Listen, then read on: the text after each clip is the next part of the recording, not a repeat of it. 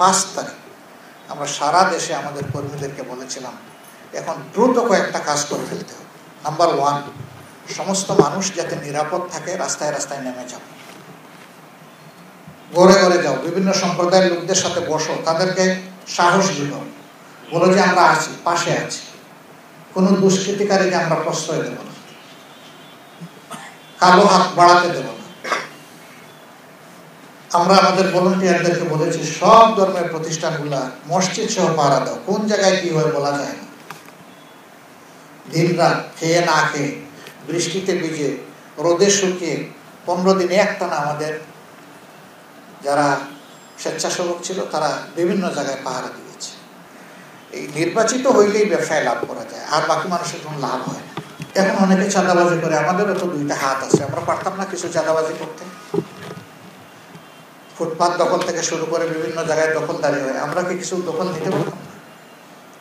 শুধু ফ্ল্যাগ বদল হয়েছে, ফ্ল্যাগ এক হাত থেকে আরেক হাতে এসেছে।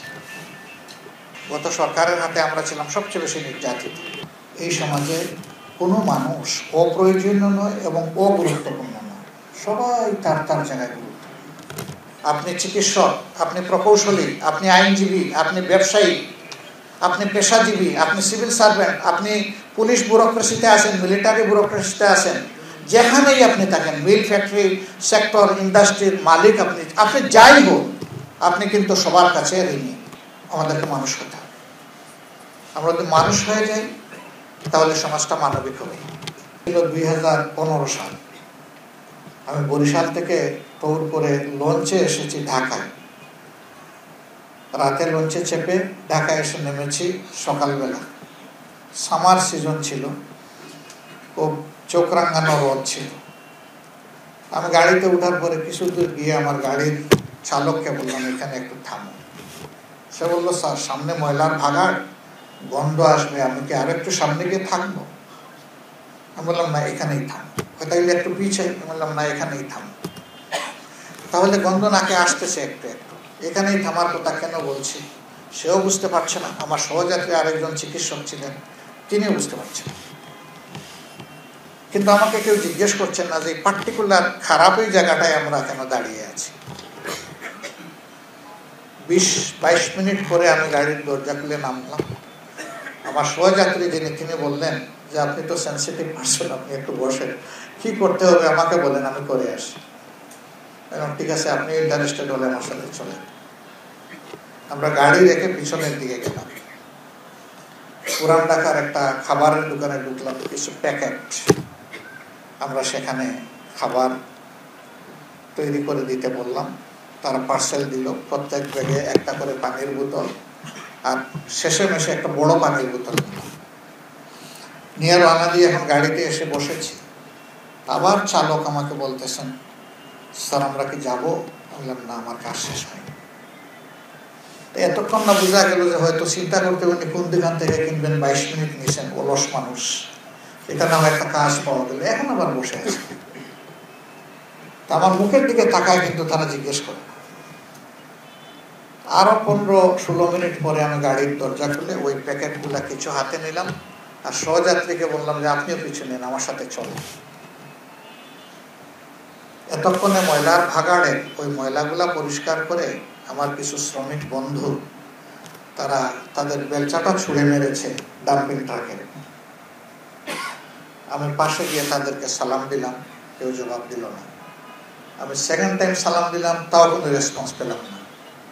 আমি জিজ্ঞেস করলাম যে ভাই তোমাদের মাঝে কেউ কি মুসলমান আছো?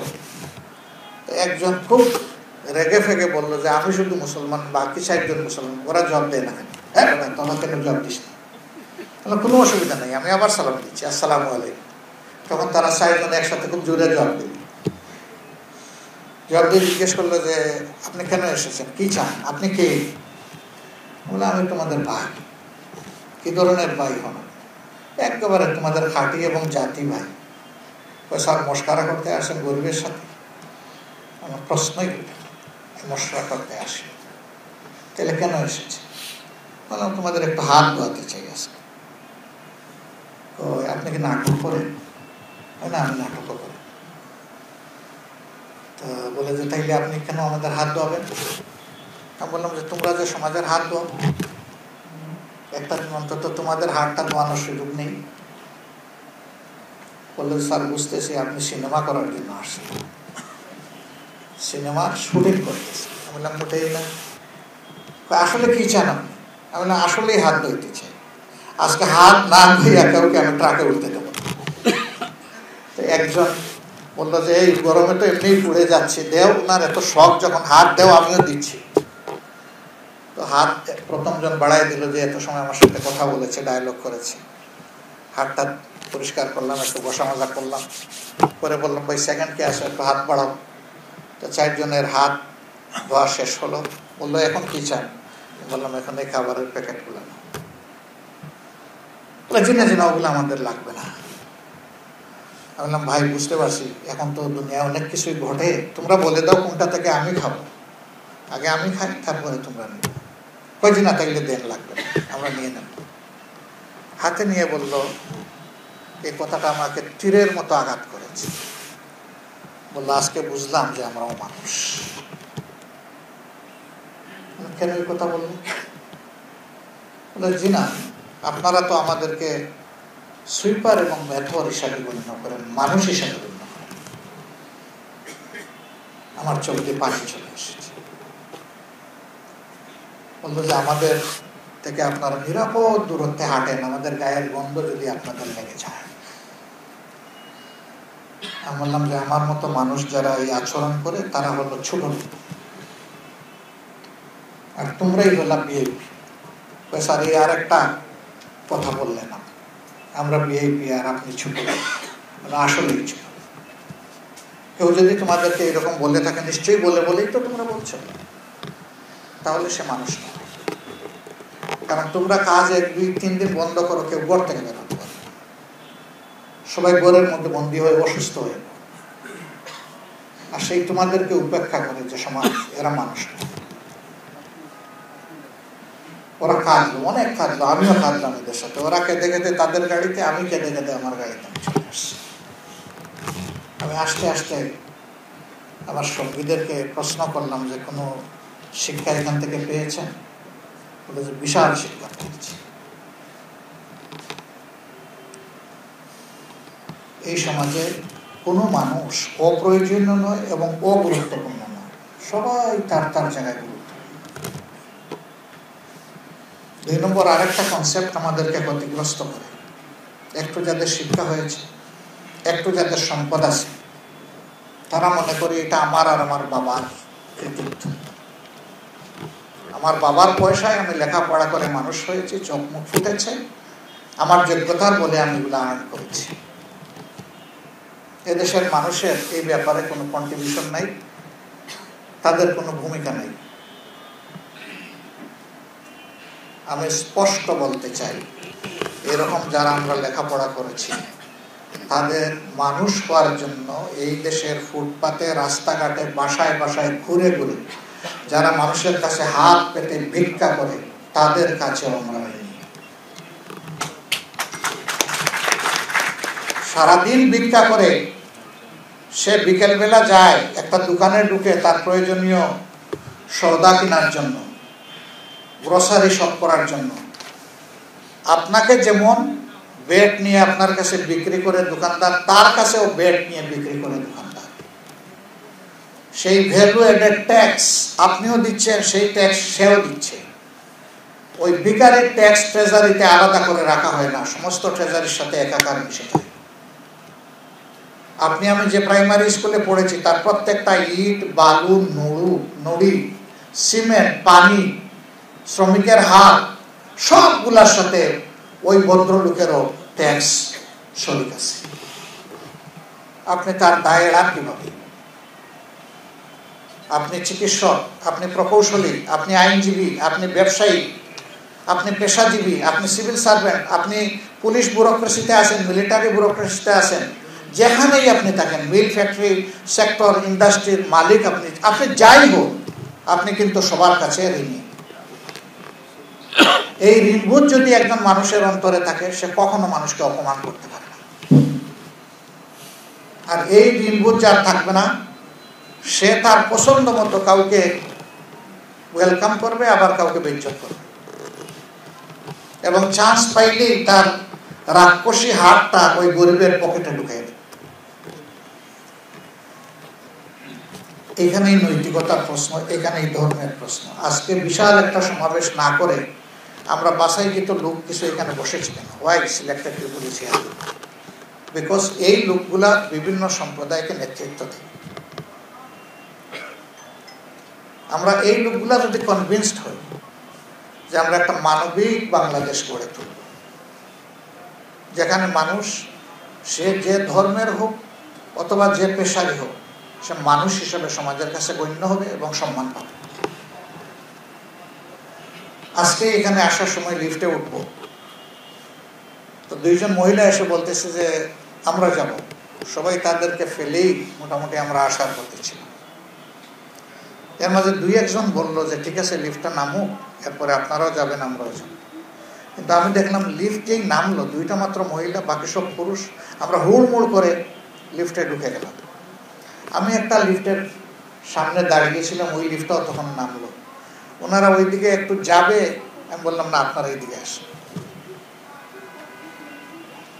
কেন বললাম দুইটা মেয়ে লোককে? Because they are nation of mother, এরা মায়ের জাত। এখানে কেউ আছেন নাকি মায়ের পেট ছাড়া দুনিয়া আসে? এনিবডি? দুনিয়ায় দুইজন শুধু মায়ের পাট ছাড়া মানুষ হিসাবে দুনিয়া আসেন।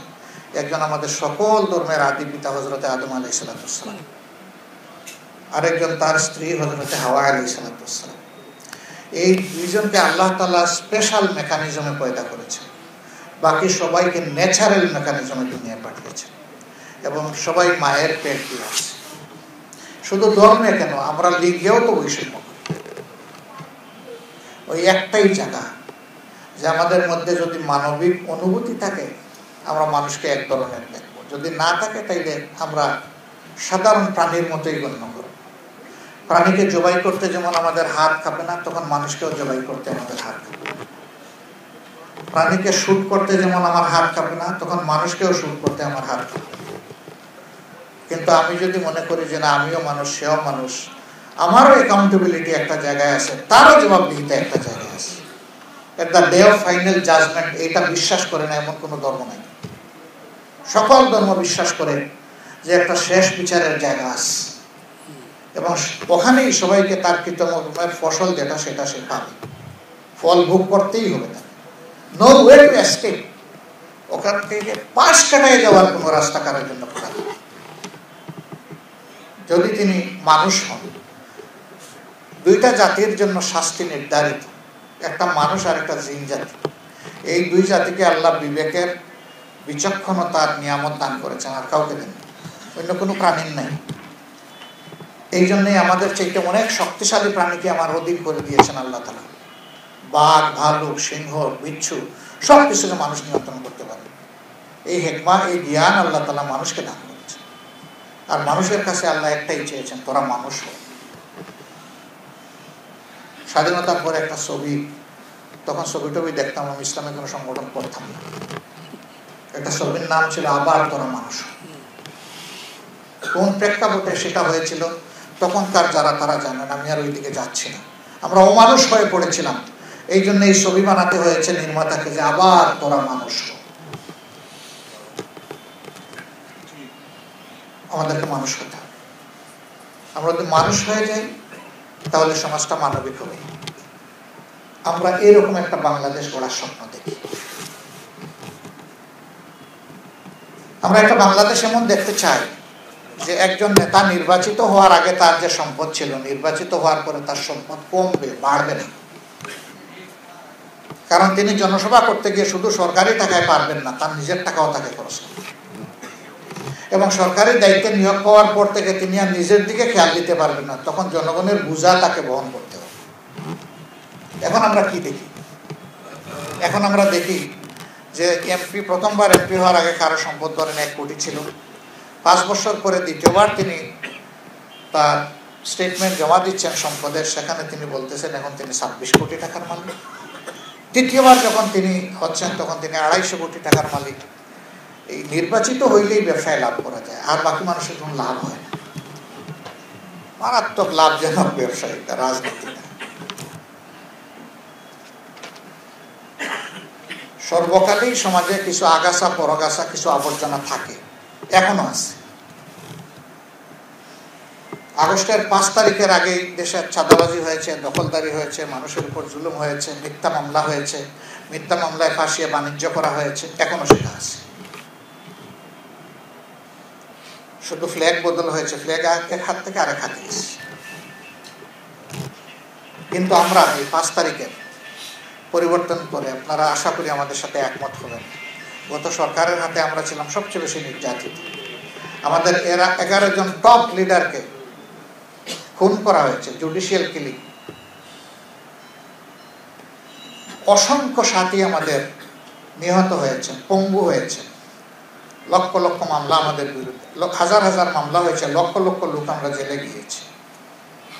আমাদের সবগুলো অফিস, শুধু সিলেটের অফিসটা ছাড়া সারা বাংলাদেশের কেন্দ্রীয় অফিসটা, সমস্ত অফিস 13.5 বছর একখানে সিলগালা ছিল।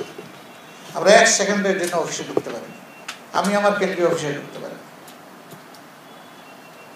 আমাদের দলকে নির্বাচন কমিশন থেকে অনিবন্ধিত করা হয়েছে, নিবন্ধন কেড়ে নেওয়া হয়েছে। শেষ মুহূর্তে এসে সরকার আমাদেরকে নিষিদ্ধ ঘোষণা করেছে। এত বড় চাপ অন্য কোনো দলের উপর দিয়ে যায়। মানুষ কারো বেশি মারা যাইতে পারে, আমি অস্বীকার করব না, সেই হিসাব হয়তো সবার কাছে আছে। কিন্তু সব মিলাইয়া এত ফিল্ডে এত চাপ আর কোনো দলের হয়। বাট 5 তারিখ আমরা সারা দেশে আমাদের কর্মীদেরকে বলেছিলাম, এখন দ্রুত কয়েকটা কাজ করে ফেলতে হবে। নাম্বার 1, সমস্ত মানুষ যাতে নিরাপদ থাকে, রাস্তায় রাস্তায় নেমে যাও, ঘরে ঘরে যাও, বিভিন্ন সম্প্রদায়ের লোকদের সাথে বসো, তাদেরকে সাহস দিল, বলো যে আমরা আছি, পাশে আছি, কোনো দুষ্কৃতিকারীকে আমরা প্রশ্রয় দেব না, কালো হাত বাড়াতে দেব না। আমরা আমাদের ভলান্টিয়ারদেরকে বলেছি, সব ধর্মের প্রতিষ্ঠানগুলা মসজিদ সহ পাহারা দাও, কোন জায়গায় কি হয় বলা যায় না। দিন রাত খেয়ে না খেয়ে, বৃষ্টিতে ভিজে, রোদে শুকিয়ে 15 দিনে একটানা আমাদের যারা স্বেচ্ছাসেবক ছিল তারা বিভিন্ন জায়গায় পাহারা দিয়েছে। এরপরে আমরা বিভিন্ন সম্প্রদায়ের লোকদের সাথে আবার বসেছি। প্রথমে 1 দফা বসেছি, বসে আশ্বস্ত করেছি। এরপরে আবার বসেছি যে আপনারা কি ফিল করেন, এখন তো সরকার মোটামুটি দায়িত্ব নিয়েছে, পুলিশ স্টেশনে যাওয়া শুরু করেছে, এই অবস্থায় কি আমাদের এইরকম থাকাটা সুন্দর দেখাবে, নাকি আমরা আপাতত এই জায়গাটা ছেড়ে আমাদের যার যার জায়গায় চলে যাব? হ্যাঁ, যদি দরকার হয় আবার আমরা নেমে পড়বো, একবার যখন নামতে পারছি আরেকবার নামবো, কোনো সমস্যা নেই। সবাই আমাদেরকে বলছে যে আমাদের দেখে শুনে মনে হচ্ছে এখন আর দরকার নেই, আমরা আপনাদেরকে ধন্যবাদ জানাই। আমরা সেই ধন্যবাদ, সেই সম্মানটুকু নিয়ে আমরা ফিরে এসেছি। তার আগে সরকারকে আমরা বলেছি, এতদিন আমরা এটা করেছি, এখন আর করবো কিনা। তারা বলেছে আপাতত আমরা করি, দরকার হলে আপনাদের সহযোগিতা নেই। দুর্গাপূজার সময় আমরা আমাদের সারা দেশে বলে দিয়েছিলাম যে যদি আমাদের কোনো সহযোগিতা ওনারা চান, তাহলে সর্বাত্মক সহযোগিতা। ওনাদের সাথে আমরা পূজা করবো না, ওনাদের পূজা ওনারা করবেন, কিন্তু ওনাদের পূজায় যাতে কোনো ব্যাঘাত কেউ সৃষ্টি না করতে পারে সেই ব্যাপারে সব। আমি আশা করি দেশের কোনো জায়গা থেকে কমপ্লেন পাইনি যে আপনাদের সহযোগিতা আছে, আমরা পাইনি। হয়তো আপনারা সহযোগিতা চাওয়ারও দরকার মনে করেন নাই, সেটাও, কিন্তু যারা চেয়েছে আমরা তাদেরকে চেয়েছি সহযোগিতা। এখন অনেকে চাঁদাবাজি করে, আমাদেরও তো 2টা হাত আছে, আমরা পারতাম না কিছু চাঁদাবাজি করতে? ফুটপাত দখল থেকে শুরু করে বিভিন্ন জায়গায় দখলদারি হয়, আমরা কি কিছু দখল নিতে পারতাম না? চাইলে তো কম বেশ নিতে পারতাম, কিন্তু আমরা আমাদের লোকদেরকে বলে দিয়েছি এটা সাফ হারাম। কারো সম্পদের দিকে অন্যায় ভাবে চোখ তুলে তাকানো যায় না, হাত বাড়ানো তো দূরের কথা। আলহামদুলিল্লাহ, বাংলাদেশের কোন জায়গা থেকে আমাদের কাছে কোনো কমপ্লেন আসে, যদি আসে অবশ্যই আমরা ব্যবস্থা। আমি আবারও বলছি, সিলেটে যদি এরকম কিছু কারোর সাথে, আপনাদের কারোর সাথে হয়, আমাকে একা বলে দেবেন, আমি আপনাদেরকে সাথে নিয়ে সামনে রেখে তার বিচার করবো। সেই বিচারে যদি আপনারা সন্তুষ্ট হন আলহামদুলিল্লাহ, না হলে আপনারা কোর্টের আশ্রয় নেবেন, আমি আপনাদেরকে সাহায্য করবো আইনি। আমি কথা দিচ্ছি, কারণ অন্যের অপরাধের দায় নিয়ে আমি আল্লাহর দরবারে হাসরের দিন দাঁড়াতে চাই না। আমার অপরাধের বোঝা কে বহন করবে, এটা নিয়ে আমি ভীত সন্ত্রস্ত। আরেকজনের অপরাধের দায় আমি নেব কেন? নেওয়ার কোন প্রশ্নই।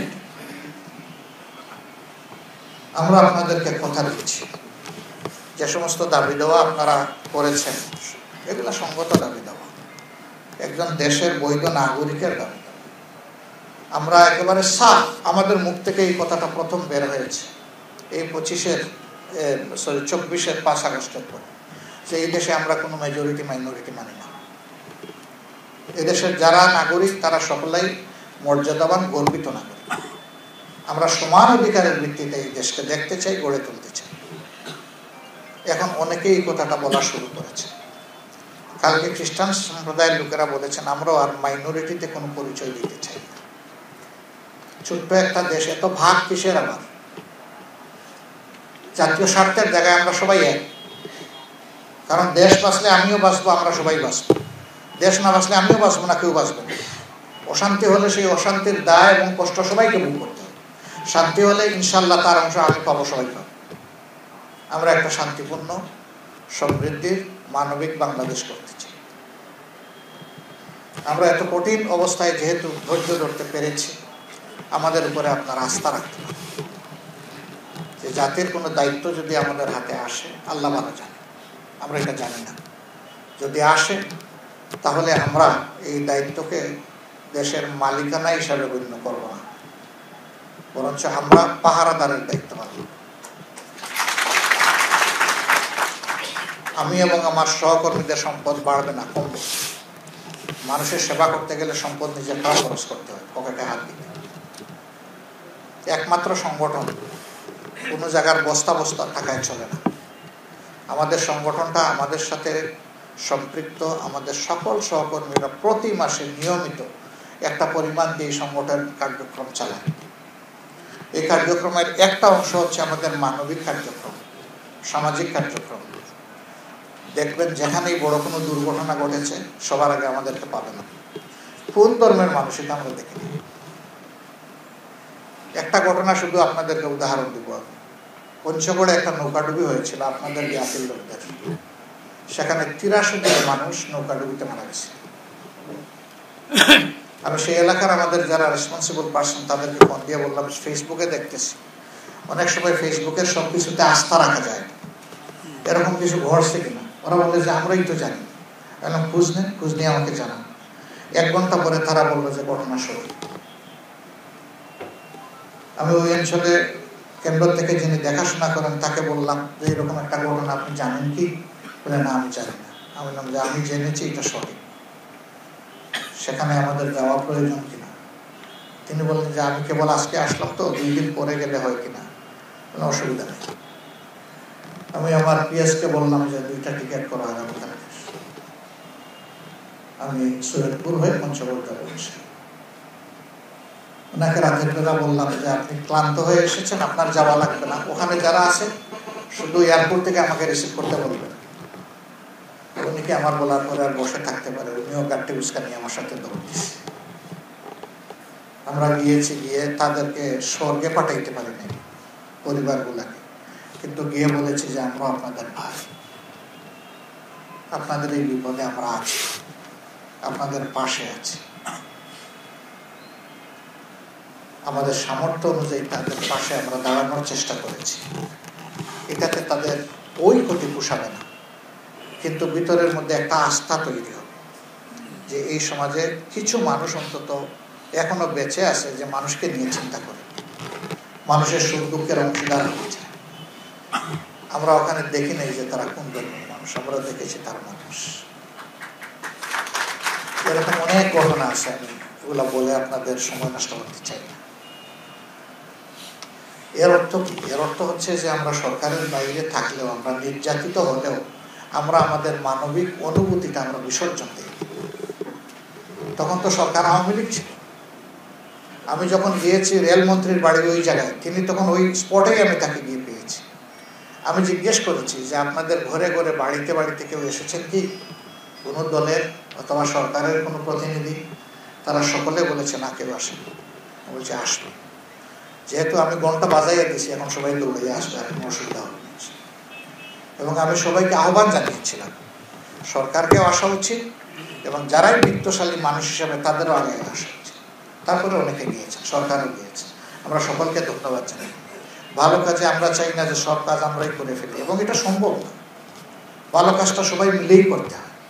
এখানে হীনমন্যতার কোনো জায়গা নেই যে ক্রেডিট শুধু আমার হোক আর কারো দরকার নেই। এখানে ক্রেডিটের ব্যাপার না, এটা মানবিকতার ব্যাপার। আমরা যদি সেই রকম একটা স্বপ্নের বাংলাদেশ গড়তে চাই, আমরা কি পারবো? কি মনে করেন? আমরা সবগুলো হাত একত্রিত করে পারবো না? আমরা হাতগুলাকে এরকম করতে পারি না যে এক মোহনায় আমাদের হাত, জাতীয় স্বার্থে আমাদের হাত একটা থেকে আরেকটা কখনো বিচ্ছিন্ন হবে না। আমার অন্তরে আমার ধর্ম থাকবে, আমার দল থাকবে, সব থাকবে, কিন্তু সব কিছুর পর মানবতা এবং আমার জাতি থাকবে। এটা যদি আমরা এসার্ট করতে পারি, তাহলে একটা স্বপ্নের, প্রত্যাশার, শান্তির, মানবিক বাংলাদেশ গড়া যাবে ইনশাআল্লাহ।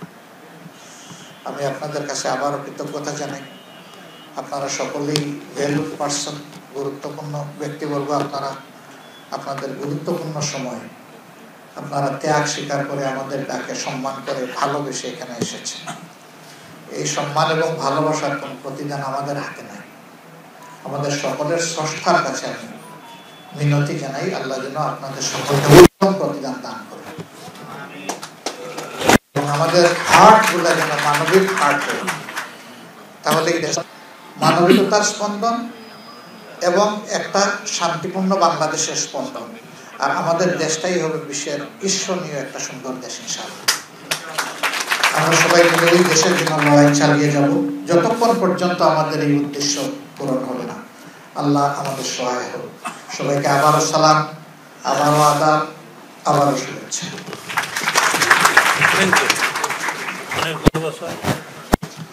ধন্যবাদ আজকে এই মহৎ অনুষ্ঠানের সম্মানিত প্রধান অতিথিকে। সম্মানিত আগত মেহমানবৃন্দ, আমরা সমাপনী বক্তব্য শুনব। আমরা আপনাদেরকে সাথে নিয়ে সামান্য ডিনারের আয়োজন করেছি। যাদের সমস্যা বা অসুবিধা আছে তারা সাথে নিয়েও যেতে পারবেন। আবার আমরা